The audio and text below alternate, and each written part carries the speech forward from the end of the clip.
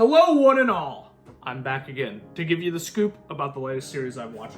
Now, for anybody who has not seen the Apothecary Diaries and they're like, oh, I just want the rating, and then I'll go watch it and then come back. Sounds great. Leave a like on the video, save it in a playlist, make a comment so you remember where it is. And then once you see the rating at this point in the video, be sure to watch the Apothecary Diaries, come back, tell me, did I do a good job? Do I need to do something different? Or maybe you just have a fun comment to leave on the video. That is all fine and I look forward to it.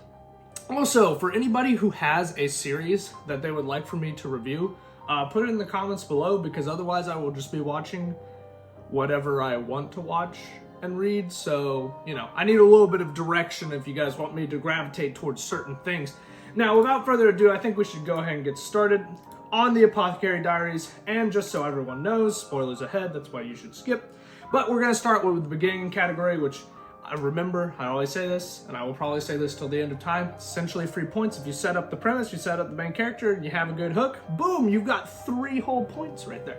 So, do I think it sets up the premise? Yes, I think you get into the consort and inner palace life pretty quickly in this series, and I think that's nice, and especially the fact that it sets up not everyone, because there's 4 high consorts, or precious, I don't remember exactly what they're called, but there's like 4 big consorts that are most important, and you get to see 2 of them right off the bat, and their childbirth and how, for one, it went horribly wrong, and for the other, Mao Mao, our main character, was able to step in and save the day, and therefore that's how she gets her promotion to essentially poison taste tester for Gyokyo, which is the precious consort. Maybe? I can't remember exactly her title. But anyways, and that's how the main story is set up from that beginning. And I would say the hook for this series is mainly in its main character, because Mao Mao is very, how should we say this? Abrupt, maybe a little bit apathetic, towards herself and her situation. She really just kind of accepts things as they are and then thinks, okay, how do I improve upon my situation, or how do I play this out? Right, in a way that is super refreshing as a main character, that's not always just going to be like, the world wronged me, and what are you gonna do about it, right? They just kind of like whine for a bit until they figure out like how they actually have to do stuff. And in Mao Mao's case, she just kind of went and did stuff from the very beginning, which I thoroughly enjoyed. I also thought her comment about how if she explained that she was literate to the people who bought her essentially in the inner palace, because she got kidnapped from her home, and so when she got sold off, like, the kidnappers essentially get a lot of the money because technically they don't know if they're kidnapping you, right? They could just be, your family selling you out, I guess. And so for her to essentially say, I'm not literate, then they don't get as much money for her, was an interesting thing, I thought. And then later on, there's a person who essentially screws over the kidnappers that got to her, which I also enjoyed. So for the beginning, I'm gonna be honest, 3 free points. I don't think you could give Apothecary Diaries anything else than 3 points, because it sets up everything perfectly. It even sets up my boy, Jinshi, which I think he is a freaking amazing character.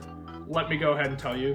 And I'm pretty sure I'm gonna go ahead and say, I think, he is the love interest, right? And he's done he's done very well, because he doesn't really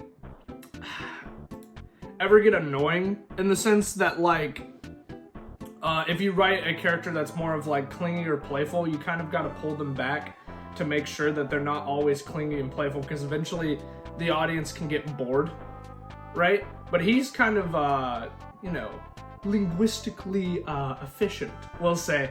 And he's just kind of fun to watch him essentially, like, steer things always into his direction, despite them not always being. So, it's interesting. I like his setup in the beginning. So, 3 points. And now we're going to talk about the characters themselves, which we've already kind of got into. We're going to start off with the main character, right? Characters as a section is out of 6 points. The main character is worth 2, then antagonist 2, then side characters 2. Now, as for Mao Mao, I don't really think you could have picked a better main character. Or you really just could have made a better main character than Mao Mao for this particularly, because she's just so good at communicating with other characters in the series to make them seem like really interesting. Granted, she's super interesting as well, but just the way she goes about talking to people and kind of discerning like little facts about them in her head as she's kind of sleuthing for various crimes around the palace and everything, or helping people with medical issues, is very interesting. And especially how she gets some of her relationships, I find very funny. Like Lee Haku is essentially just like a soldier who gives her a pity gift, and then he immediately gets called upon for that pity gift, and he's like, oh frick, now I have to like save her, right? And so now he has to go in, and essentially she wants to go outside of the inner palace to go visit her father and her family and everything, right? And so he's very much not wanting to do this, Lee Haku. He just thinks it's a waste of time because he was like, you know, whatever. And then she essentially bribes him with like the 3 best consorts of the pleasure district, which he then just cannot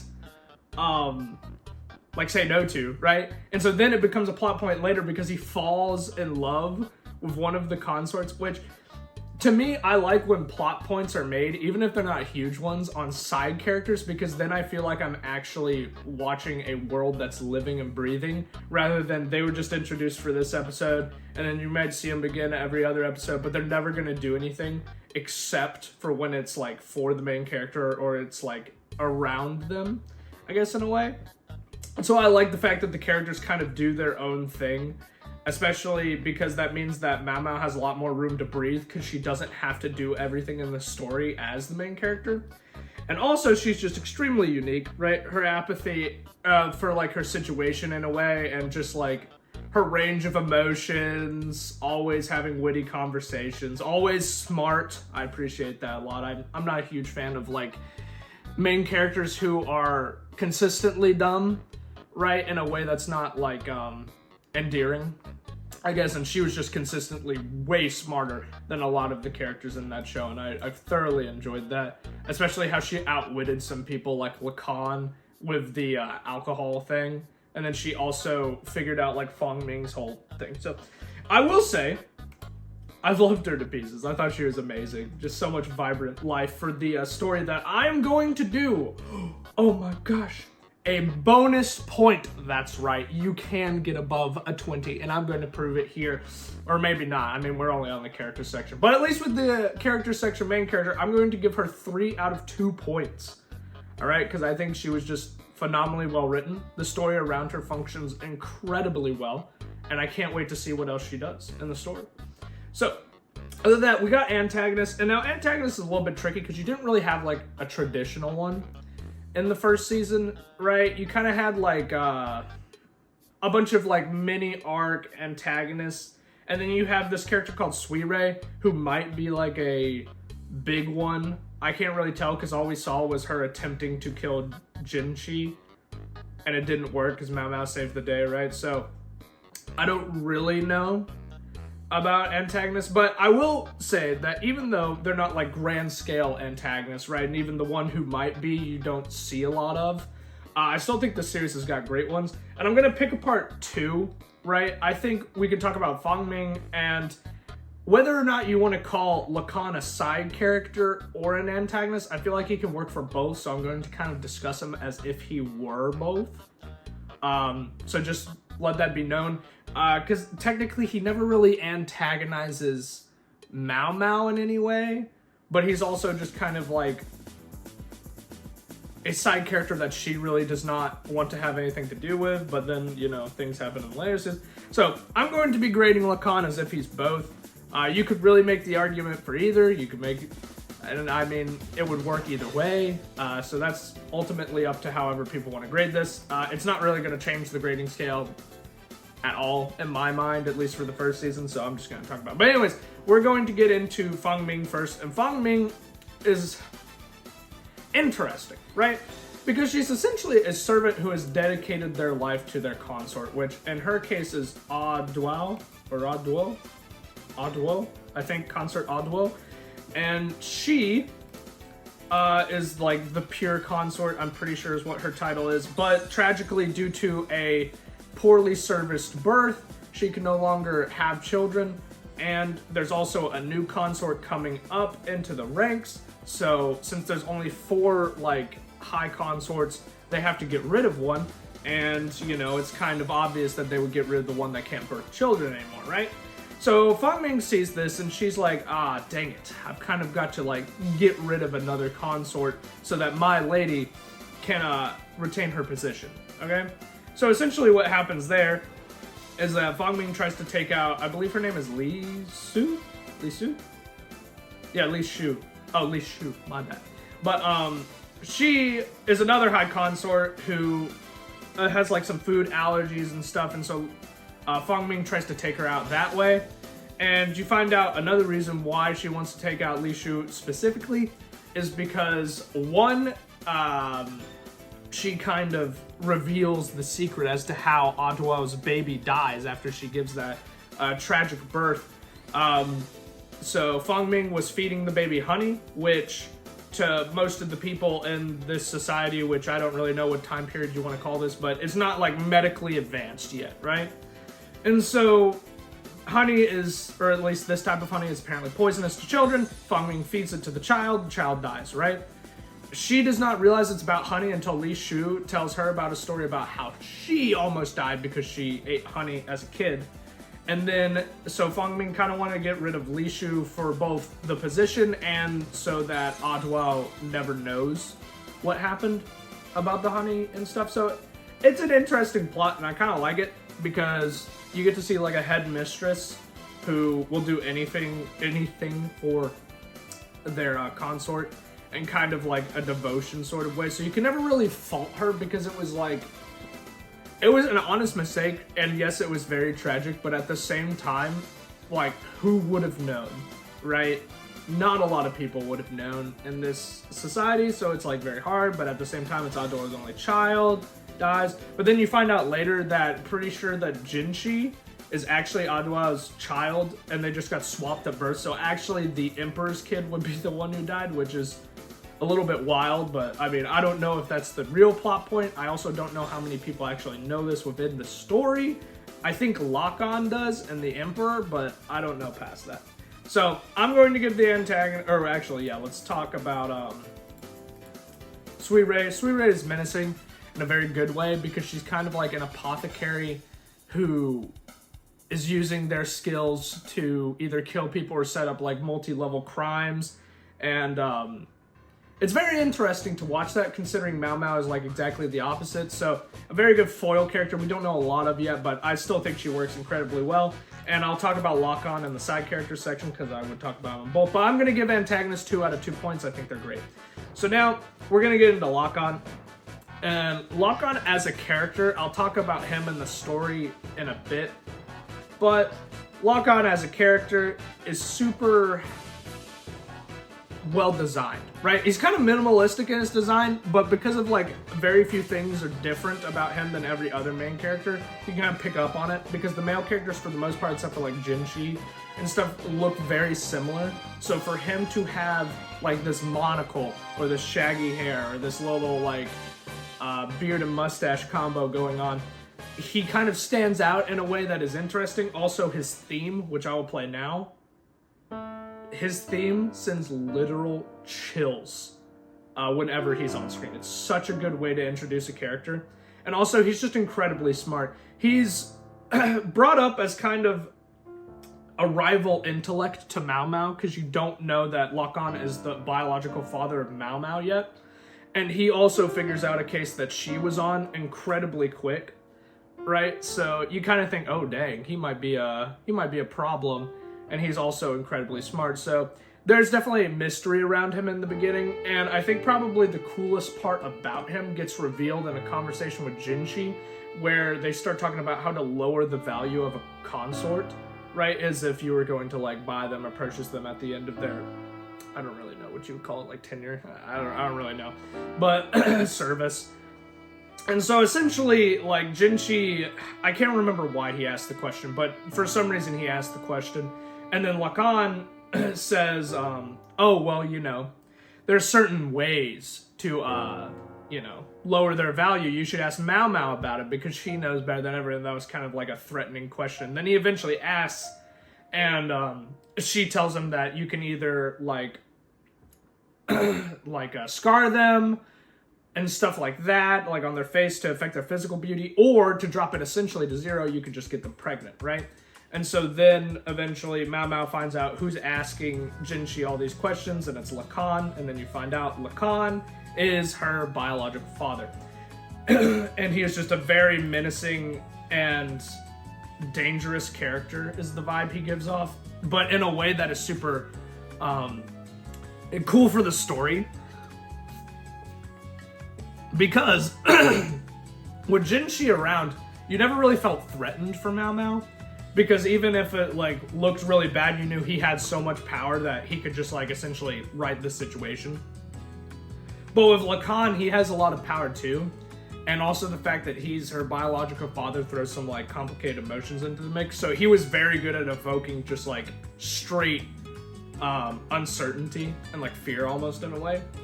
And he's just fascinating. It's such a good character. And then we can talk about Jinshi. Jinshi is great. He's essentially just like your regular love interest for the most part. And he kind of bounces off of Mao Mao in a really great way because she's always deadpan and he's always kind of trying to push the envelope, flirt a little, right?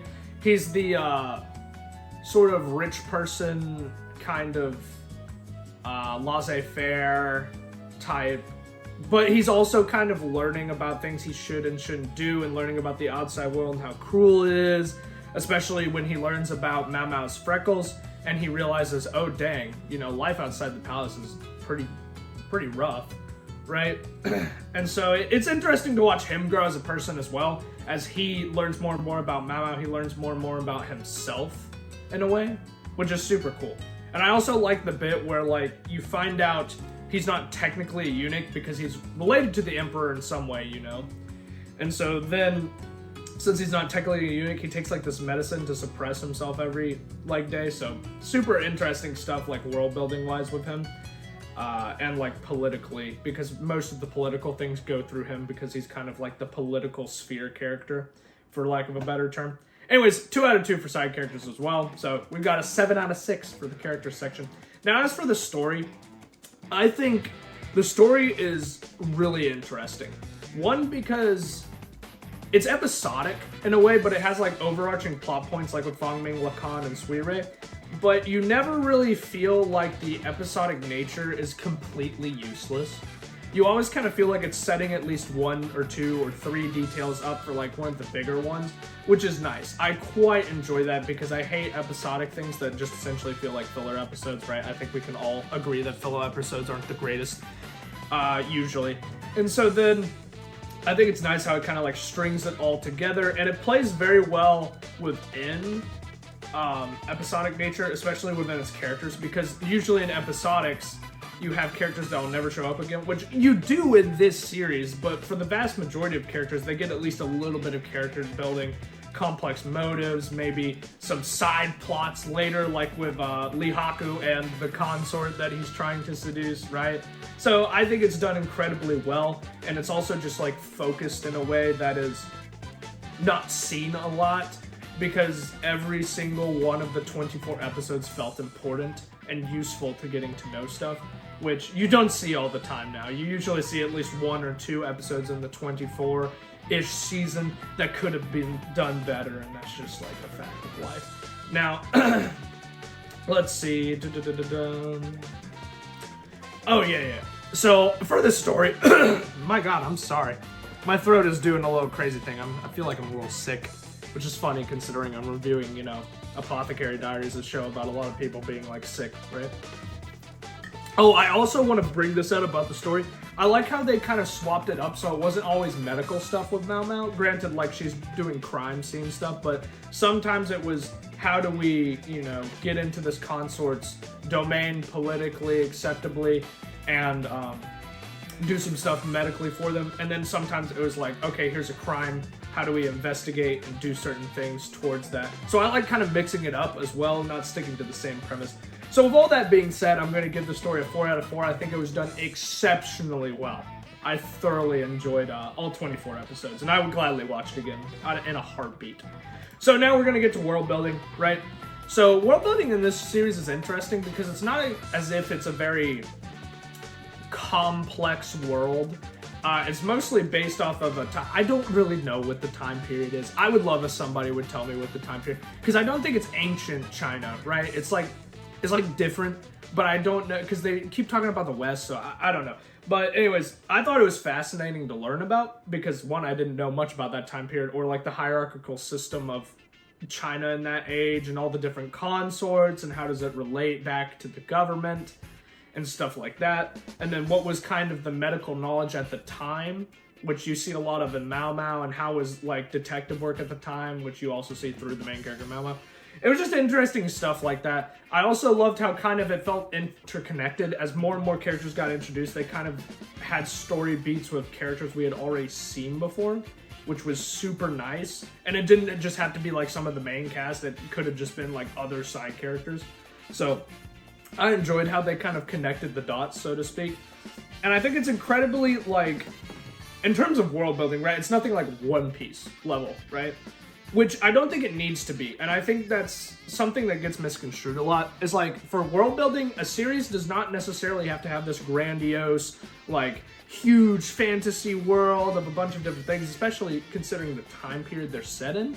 It's what works for the series. It's not what I want, you know, as an audience member, right? You got to think about what the series is trying to achieve and is it doing it within the ramifications and like essentially the specs that it's set out, right? And I think Apothecary Diaries does a phenomenal job. I don't think you can really ask for anything more, especially as episodic as it is. The fact that it is episodic, but it is so well interconnected is something you rarely see, if ever. That is incredibly hard to pull off. Because you have all these different plot points and you need different characters for this, but you don't need them for this. And knowing when to side bench characters and when to not is a very good talent to have. And this series shows me that multiple times because I don't have 20 characters on the same mission and some of them start to feel useless, right? Like I'd hate to say this about my boy, but like the One Piece movies, at least some of them, especially the more recent ones, have had too many characters for their plot, and I think it hurts them a lot. And so I'm glad to watch a series that does not have that issue at all. They do a very good job of character spacing and showing the inner workings of its world in a complex and detailed way, especially with like the consorts and the hierarchical system. So I think, with that being said, the flow of the world building is great, and the complexity for what it's trying to achieve is great as well. So I'm going to give it the 4 out of 4 points for world building. So that means it's only up to the ending, right? And we have 18 points so far. So even if they botch the ending, they've essentially done a phenomenal job, right? Now, as for the ending, you may notice that I haven't been talking about one character in particular, and their name is Lacan. And the reason I haven't been talking about him is because his story is essentially the ending of the series, right? Or not the series, but the ending of the first season. And for Lacan, he is Mao Mao's biological father. And much like Fang Ming earlier in the series, he's a tragedy of ignorance, right? So ever since his birth, he's been kind of a guy who can't really put faces together. He just like can't physically recognize them. So eventually, after playing a lot of Go and chess, he sort of assigns people identities based on like their usefulness to him and how successful he thinks they'll be, and then they get to be a chess piece or some sort, right? And so this works well for him throughout most of his life. And then eventually, because his buddies want him to come to essentially just the Pleasure District, right? They walk in and he goes up to the consort, right? And this consort is super famous for playing Go and chess and being incredibly good. They're like undefeated, right? And he's also undefeated. So they, you know, obviously they fight each other, right? They take a match. I don't really know what you call it. I guess a game. I guess a game would be better. I don't really know. I guess it's not a match in chess, right? It's just a game. But anyways, so they have a few games. They realize that they're both very skilled. I believe Lacan just straight loses maybe in their first encounter, or he just loses the first game. But anyway, he gets floored. He thinks it's funny, and then he continues, right? And then also he notices that he can see the consort's face. Her name is Feng Xian. I have no idea if I'm saying that right, but I hope I am. And so she essentially is the most prized consort at the time, and she and him fall a little bit in love together, right? So he keeps visiting and visiting, even while her price is being driven up. And then eventually, one day, his father sends him abroad to study because of stuff that happens with his family. I can't remember exactly what happens, but essentially, he is sent abroad, and he thinks it's only going to be 6 months. It turns into 3 years, right? And during that time, Lacan and Feng Xian have a baby, right? He does not know this, or at least I'm pretty sure he does not know about this. And so, for essentially 3 years, he just can't get into contact with them because of where he is, right? Because she doesn't know the new address, I'm pretty sure, or something like that. And so what you learn is, because she had a baby, her value drops to 0. She essentially has to take in whatever customers she can to keep herself going, and then she contracts syphilis, which is a terrible disease and starts to kill her, right? And Mao Mao's father, the one who actually raised her, tries to go in and cure her if he can, and it turns out the disease is too advanced for him to be able to do anything. And also, you know, she's not the greatest mother to Mao Mao because she even tries to kill her, and then she also slices off a bit of the tip of Mao Mao's pinky finger and sends it in an envelope with her ring finger, I think, to Lacan, which signifies, I don't know the exact significations, but it's very bad. And so then he freaks out because he just got back after 3 years and he didn't realize the situation was that bad. And so he runs to the brothel, and the old lady who runs it essentially beats him with a broom as he realizes the ramifications of what he's done and that it's too late to save his love, right? And so essentially, I think at that point he assumes that she's dead, or he's at least told that she's dead.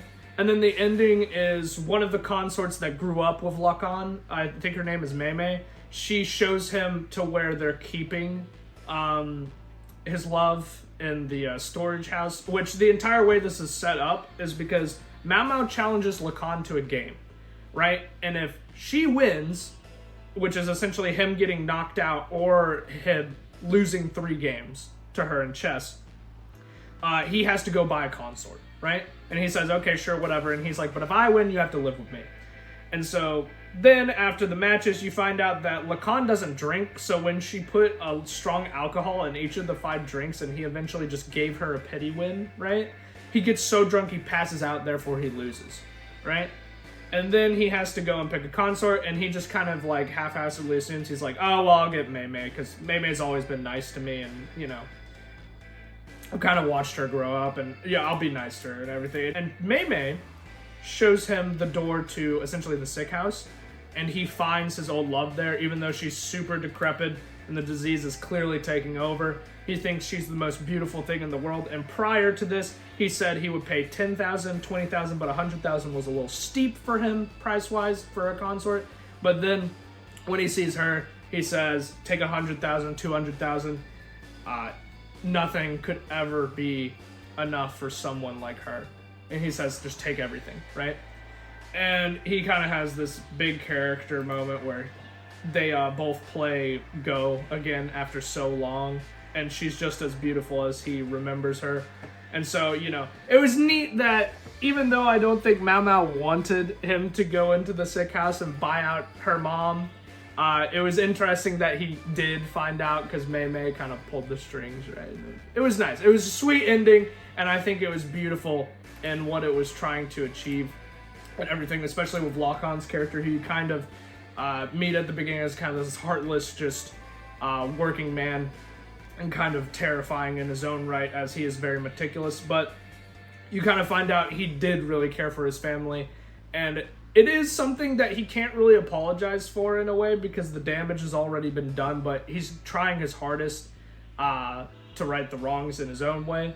And so he does buy out his love, and then they become married, and he takes a 10-day vacation. So in the series, we haven't seen him come back after that, but I'm sure he'll come back for his daughter because he dotes on her, and he just loves Mao Mao so much. Even though she does not really love him, he tries his hardest. And it's even funny because there are some scenes where I think Jinshi touches Mao Mao like on the shoulder or something during their chess match, and he gets so mad. He's like, I will plot your downfall, Jinshi. You will soon feel my wrath once I'm done with this 10-day vacation, right? And so I like stuff like that. I think it's funny. And I think he's just overall a very enjoyable character to watch when he was being meticulous and when he was trying to right his wrongs in his own way. I think both ways are phenomenally well written and insanely good ending. Such a good ending to a series to have that plot point. And realistically, a lot of series try to achieve this and they can never get that amount of emotional calling out of their audience because like Lacan was only really in the series, if you want to talk about it, for like 3 or 4 episodes, right? He existed for a lot of it, but you really only got to see him for 3 or 4 episodes. So the fact that he got that much of an emotional response from the audience with that little screen time is truly exceptional. That is insanely hard to do. I do not see a lot of series pull that off. Even in the hundreds and hundreds that I've seen and read, it's just so hard. And so the fact that he could do that is truly special to this series. And I think it's definitely makes it something to watch going forward. If you have not already seen Apothecary Diaries, I cannot recommend it enough. So with that being said, I think it also sets up the next season and other like content essentially because Mao Mao still has to figure out what the whole Sweet Ray thing is because Sweet Ray came back from the dead essentially. She used a drug that made her seem dead and then she came back out. So there's a bunch of different ways they could take it, and I find that interesting. And also the amazing closure that was Lacan's arc is just phenomenal. A lot of series try in their entire lifespan to get that good of a character arc, and sometimes they just can't, right? But without further ado, I will be giving 3 points to the ending. So we have 3 points for the beginning, 7 points for the characters, 4 points for the story, 4 points for the world building, and 3 for the ending. And that makes our first series in the Peak and God tier. Woo! Let's go! Alright, so this series, I will go ahead and tell you. What does Peak God tier mean? It means I think it's a great introductory show. I think you could even put this to somebody who doesn't really watch anime or manga and show them this and they would probably enjoy it because I just think it's so well written and such a great introductory piece as well because there's just a lot to get from it. And I think that deserves to be rewarded, especially with how good the main character, the cast is, how good the story is, how well the world's set up, the ending and the beginning being phenomenal, so the entire watch is enjoyable. I think it deserves that Peak/God tier status, and I would love to hear what you guys think in the comments below. Did I do a good job? Did I do a bad job? Should I do something differently? Let me know! And also, let me know the different series you guys want to see in the comments below. And without further ado, I'll see you in the next one. Adios! Oh, also, the openings weren't exactly for me, but I loved the animation. And they were still pretty good, they just weren't exactly what I'm feeling, but, you know. I enjoyed the openings. They're better than usual, but, you know, I think Windbreakers was still pretty cool. Anyways, I'll see you.